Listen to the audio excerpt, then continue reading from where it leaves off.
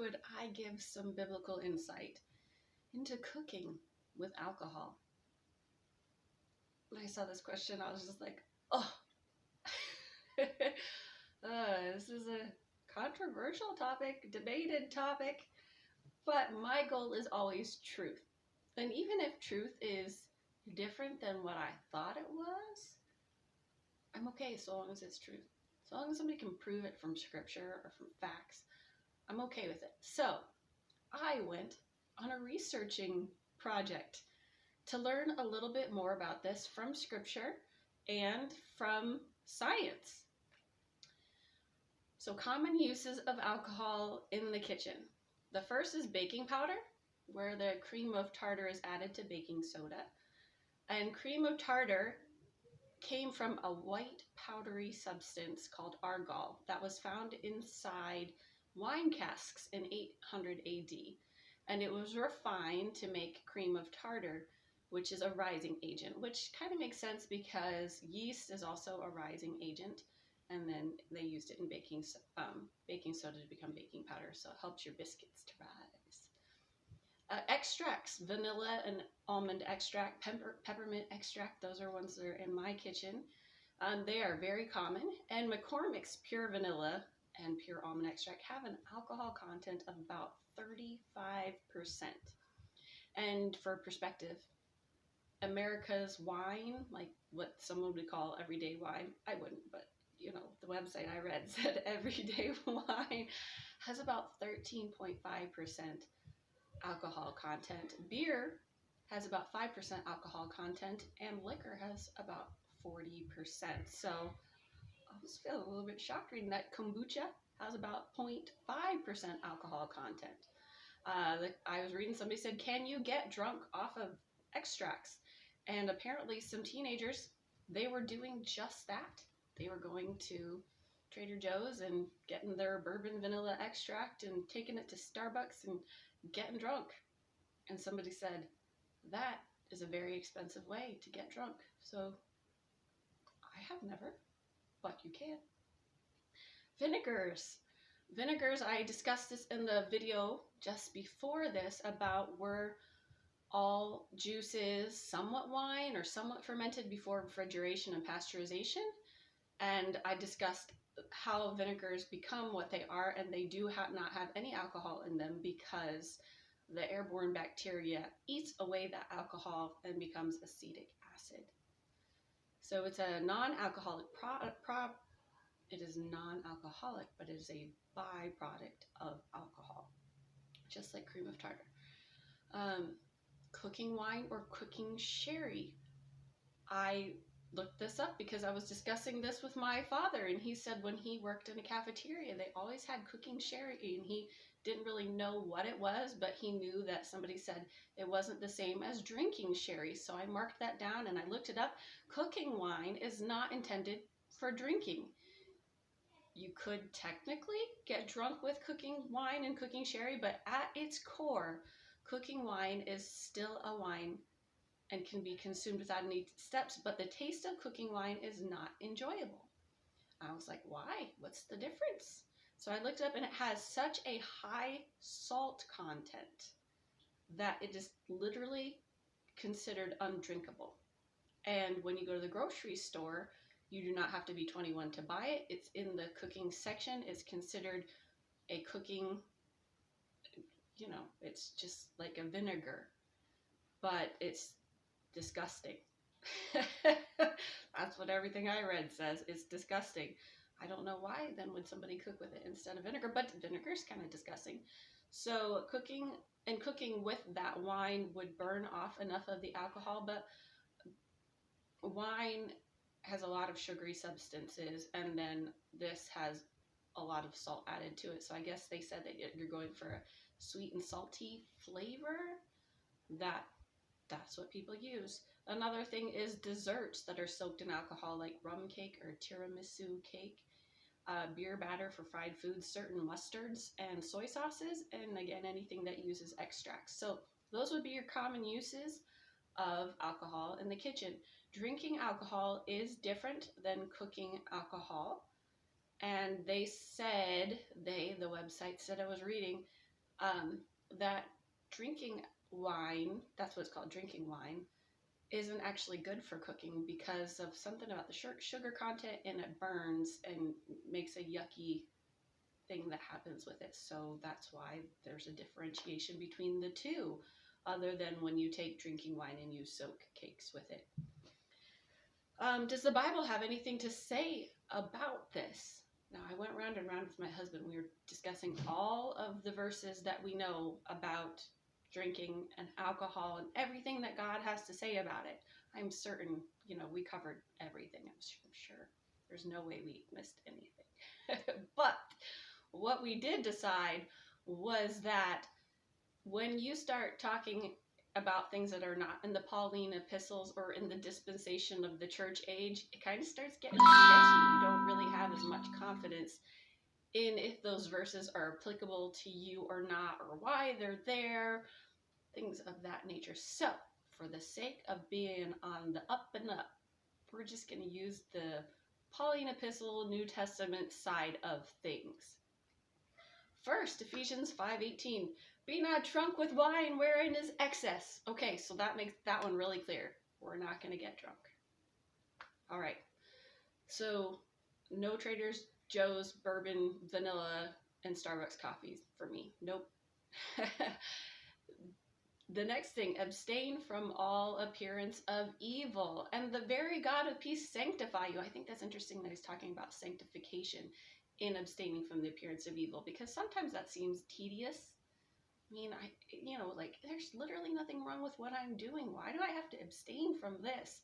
And God says that part of that charity and sanctification, which is charity, abstain. Just abstain. Charity over liberty. And I pray, God, your whole spirit and soul and body be preserved blameless unto the coming of our Lord Jesus Christ. So I have to keep that in mind when I am thinking about cooking with alcohol in the kitchen. Number 3, or C, put ye on the Lord Jesus Christ, and make not provision for the flesh to fulfill the lusts thereof. And since we can definitely say that being drunk with wine is a sin, having that bottle of cooking wine up there probably isn't going to make provision for your flesh, because it's considered undrinkable and nasty unless you're an alcoholic. Same thing with vanilla. If you're an alcoholic, you might not want to have that in your house. But drinking wine up there for cooking, no. Romans 14:19-21, walking charitably. I talk about this a lot when it comes to these stickier issues in the Bible. Charity over liberty. And here Paul is again, just trying to squelch your fun. Let us therefore follow after the things which make for peace, and things wherewith one may edify another. For meat destroy not the work of God. All things indeed are pure, but it is evil for that man who eateth with offense. It is good neither to eat flesh, nor to drink wine, nor anything whereby thy brother stumbleth, or is offended, or is made weak. And this is in direct relation to Deuteronomy 32:36-38, where God is showing the pagan practice of people offering their wine and their meat to idols as sacrifices. And so Paul said that if it's a stumbling block in any way, or it offends somebody or any way, or it makes somebody weak in any way, charity over liberty. And E, 1 Timothy 5:23, drink no longer water, but use a little wine for thy stomach's sake and thine often infirmities. And for that, I think about kombucha, and it's 0.5% alcohol, and it really helps people's gut health. But that seems to be the favorite verse of many people who do get drunk with wine in excess. So, but I can see from that verse that alcohol in and of itself has uses, so long as it doesn't go against our given scripture. My conclusion about, after I've stated all of that, is that beer, rum, and other drinking alcohols and wine, they do make provision for the flesh, and they do have the appearance of evil. Cooking wines in bottles that don't look like traditional beer bottles or wine bottles, but maybe more in plastic bottles that like vinegar looking bottles, they probably don't have the appearance of evil, and they're not gonna cause you to want to drink them because they are technically considered undrinkable. It probably is fine to have them. I don't, but I'm the type of person that even if I get sparkling cider, I don't take pictures with them in it. And if somebody gives it to me, I'm always like, just so everybody knows, it's cider. It is not champagne or anything, because I don't want anything to look like I drink alcohol. Yeah, because not everybody knows. Not everybody knows that cooking wine. I certainly didn't know that cooking wine wasn't considered drinkable. Then you have somebody over to your house and they see that in your pantry, and then it could cause them to stumble or be weak in their faith or their growth or their sanctification. Vinegar and baking powder, while they do financially support the process of making wine and alcohol, so does a little wine for thy stomach's sake. So, extracts are similar to cooking wine in the fact that they're not really drawing to you to want to drink them as in their current state. There's just not enough sugar and they're not tasty, I guess.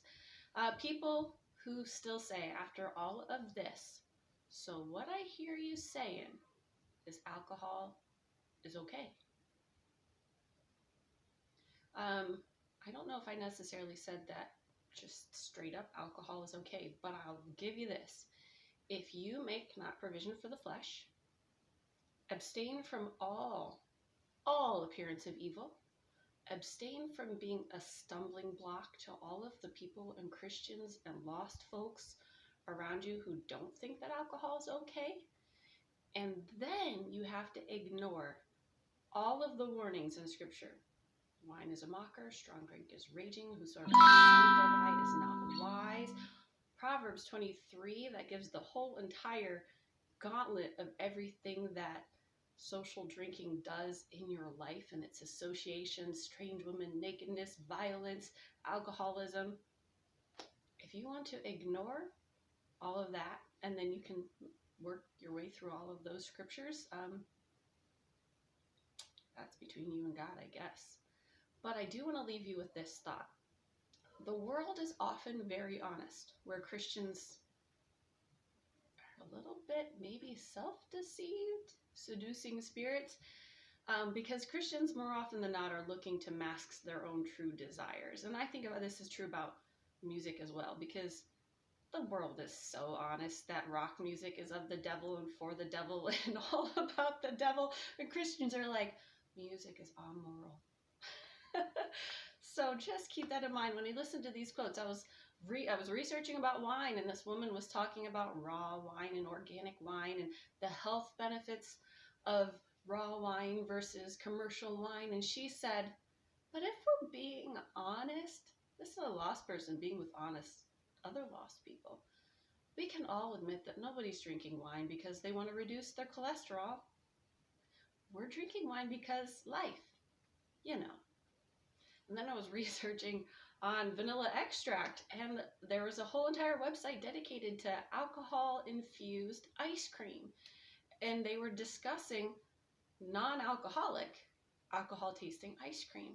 And the manufacturer of the alcohol-infused ice cream said, we wondered, why would you want alcohol-flavored ice cream without the buzz? So, just going to leave everybody with that.